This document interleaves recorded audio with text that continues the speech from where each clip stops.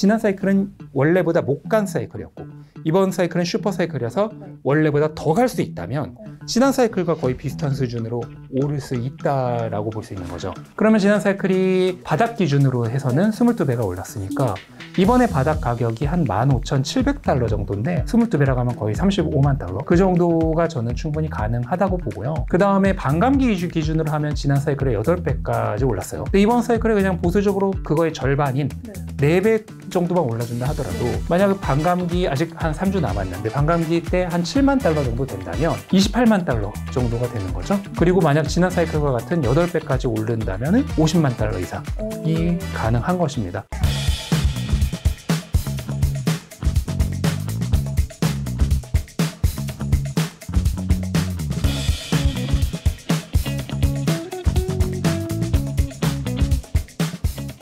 네, 안녕하세요. 빠르고 친절한 코인 이야기 시즌2 이번에는 신민철 작가님과의 인터뷰로 돌아왔습니다. 자, 박수! 네, 우리 작가님 너무 사실 요즘 바쁘신 분이셔서 정말 조심스럽게 섭외 요청을 드렸는데 또 흔쾌히 바로 와주시겠다고 해서 오늘 이렇게 귀한 분을 저희가 KG타워에 또 모셨습니다. 작가님 반갑습니다. 안녕하세요.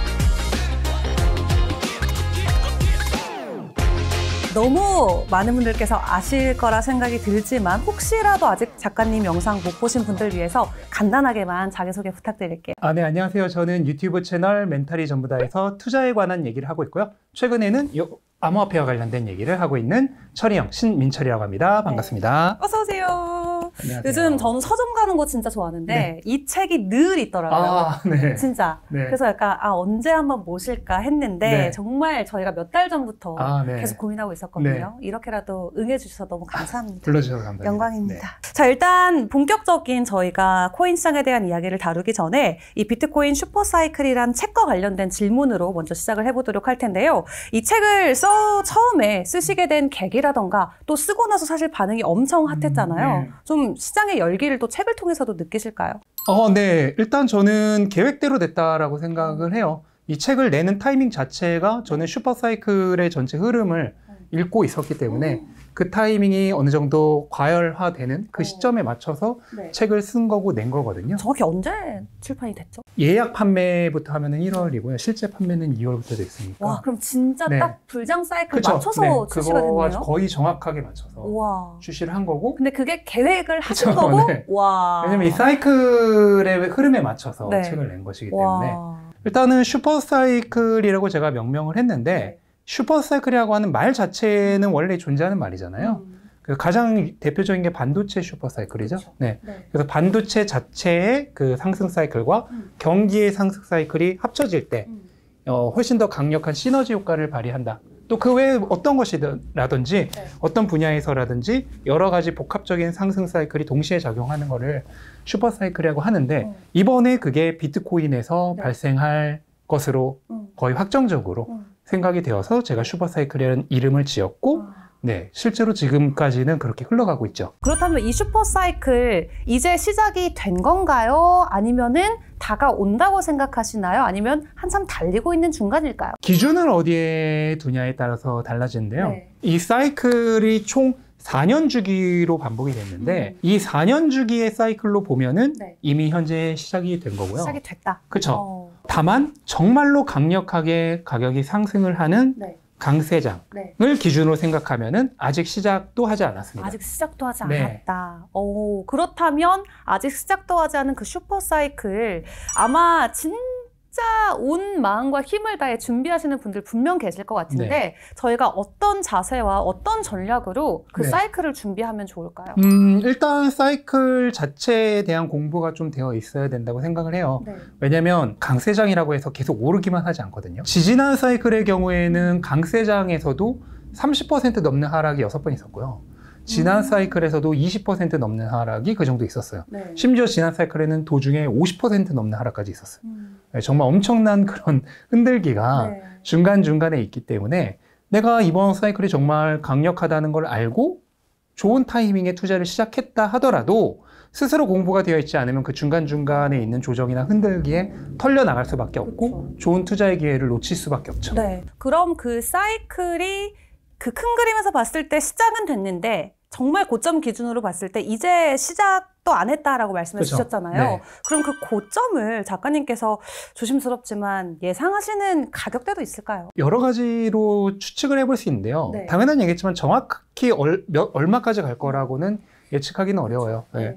하지만 추측을 해보자면은 일단 한 가지 알아두셔야 될 게 바로 직전 사이클이었던 2020년, 21년 사이클이 조금 약했어요. 원래 대부분의 전문가들이 예상하던 것보다 가격이 훨씬 덜 올랐거든요. 그때도 사실 비트코인 10만 달러 간다고 그쵸? 이야기가 네. 엄청 나왔었어요. 근데 지난 사이클은 여러 가지 구조적으로 취약했던 점이 있어요.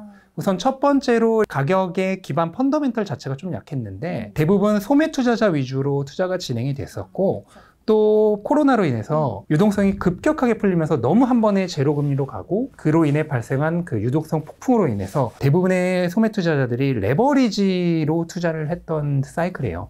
근데 이런 레버리지 투자는 증거금이 필요하기 때문에 가격의 급락에 굉장히 취약하거든요. 그래서 중간에 50% 하락까지 있었던 거예요. 근데 그 50% 하락이 딴 때 일어난 것도 아니고 거의 최고점 근처에서 일어났었습니다.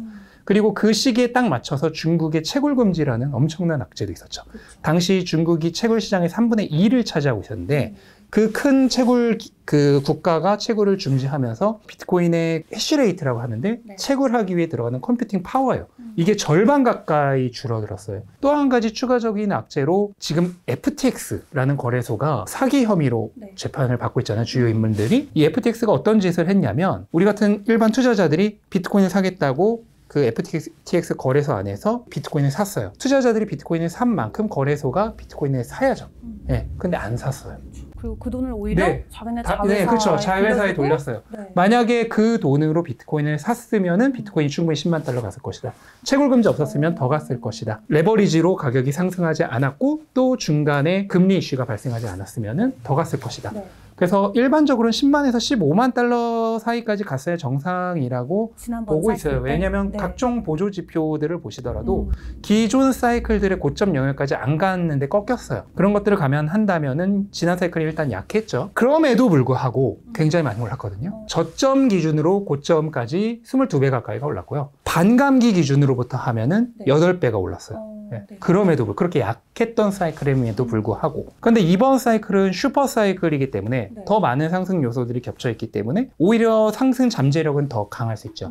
다만 시가총액이 그때보다 크기 때문에 상승 여력은 조금 제한될 수 있지만 그게 지난 사이클은 원래보다 못 간 사이클이었고 이번 사이클은 슈퍼 사이클이어서 원래보다 더 갈 수 있다면 지난 사이클과 거의 비슷한 수준으로 오를 수 있다라고 볼 수 있는 거죠. 그러면 지난 사이클이 바닥 기준으로 해서는 22배가 올랐으니까 이번에 바닥 가격이 한 15,700달러 정도인데 뭐 16,000달러라고 하고 22배라고 하면 거의 35만 달러. 네.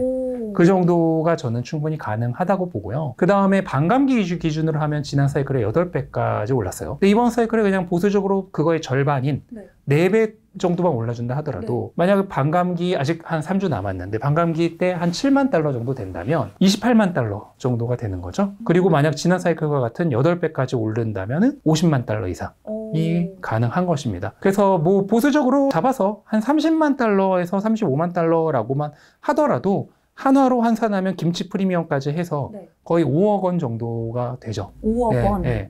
그 정도의 가능성이 저는 지금부터 충분히 있다라고 보고 있습니다. 그렇다면 그 사이클 시기적으로 봤을 때 그게 올해 안에 5억인가요? 아니죠.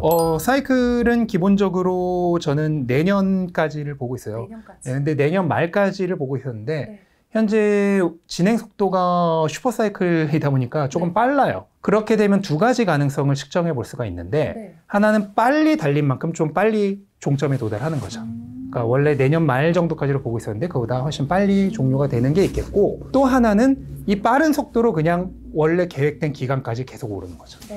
그러면은 훨씬 더 많이 오를 가능성이 있어요. 근데 아마 그렇게 된다면 중간에 한번 과열과 거품을 시켜야 되니까 중간에 한번 좀 큰 조정이 발생할 수 있어요. 그게 실제로 2012년 사이클, 지지난 사이클에서 있었거든요. 한번 강력하게 고점을 찍고 8개월 정도 좀 쉬었다가 8개월 뒤에 다시 두 번째 고점을 찍는 더블탑의 형태가 발생을 했었어요. 같은 일이 이번에 또 발생할 수 있죠. 그렇게 되면 올해 말이나 내년 초 정도에 한번 중간 고점을 찍고 잠깐 조정을 받는데 이 조정이 꽤 심해요.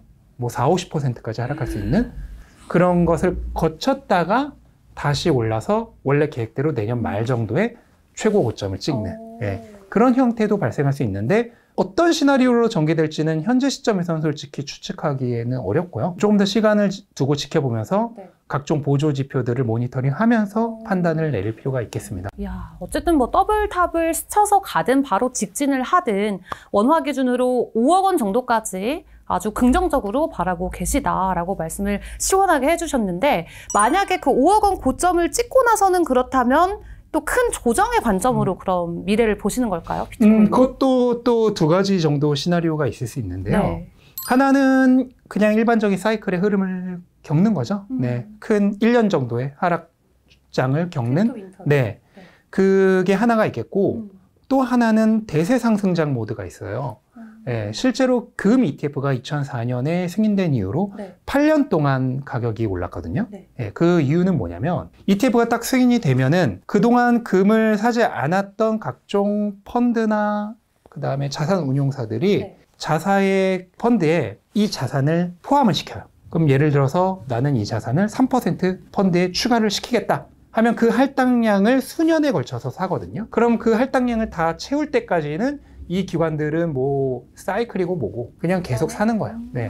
그런 일이 발생을 하면서 금도 8년 동안 올랐던 경우가 있어요. 그러면 만약 그거를 비트코인에 적용을 한다면 비트코인도 장기간에 걸쳐서 할당량을 모두 채울 때까지는 계속해서 상승할 가능성이 있는 거죠. 물론 중간중간에 조정은 있겠지만 전체적으로 봤을 때는 계속 오르는 대세 상승장도 가능하다. 그 두 가지 중 어느 쪽이 될지 역시 지금 추측하기에는 조금 이르고 시간을 두고 모니터링을 해야 할 필요가 있겠습니다. 그렇다면은 우리가 뭔가 지금이 탑 정도 된 것 같다. 예를 들어 비트코인이 5억 원이 됐어요. 그러면 투자자의 입장에서 혹은 작가님 입장에서 작가님은 어떤 대응을 하시겠어요? 일단은 약간 일부 좀 매도를 하고 이게 대세 상승으로 가는지 좀 지켜본다던가 아니면 일단은 계속 홀딩하는 관점으로 대응을 해야 될지 일단 오르는 건 알겠는데 그 딱 올랐을 때 저희는 어떤 행동을 취해야 될까요? 우리가 모니터링을 한다고 해서 100% 가격 흐름을 예측할 수가 없어요. 그렇기 때문에 추측의 관점으로 해서는 안 되고 본인의 그 자산의 운용 타임라인에 맞춰서 결정을 해야 됩니다. 운용 타임라인이라고 하는 것은 뭐냐면 내가 2년 정도를 목표로 잡고 투자를 하는 경우가 있겠고 또 어떤 자산에는 5년에서 10년적으로 장기적으로 보고 투자를 하는 경우도 있을 거예요. 그 동시에 같은 자산에 투자를 한다고 하더라도 예를 들어서 한 30%는 장기적으로 보는 거고 70% 정도는 중단기적으로 보는 거일 수도 있죠. 그러면 이거에 맞춰서 하는 거예요. 만약 내가 중단기적 한 뭐 2, 3년 정도를 보고 투자를 하는 금액이라면 얘는 다 매도를 해야 되는 거죠. 왜냐면 대세 상승장이라고 하면 뭐 7년, 8년 간다고 하더라도 먼 훗날의 일이잖아요. 당장 얘는 단기적으로 내가 보고 투자를 한 것이기 때문에 이것은 매도를 할 필요가 있습니다. 반대로 내가 뭐 5년, 10년을 보고 투자한 것이라고 하면은 이거는 사이클 4년을 초과한 기간이잖아요. 그러면 얘는 매도를 할 필요가 없는 거죠. 그 비율이 나는 어느 정도냐에 따라서 조절을 하면 될 것 같습니다. 뭐 나는 절반은 단기적으로 보는 거고 절반은 장기적으로 보는 거다. 그러면 절반은 뭐 대세 상승장이 오든 더블탑이 오든 상관없어요. 고점 부근이라고 생각되는 지점에서 다 팔아야 됩니다. 그러니까 추측으로 하지 않는 거예요. 그리고 마찬가지로 내가 장기적으로 투자한 금액은 단기적으로 조정이 올 것 같다 하더라도 팔지 않는 거죠.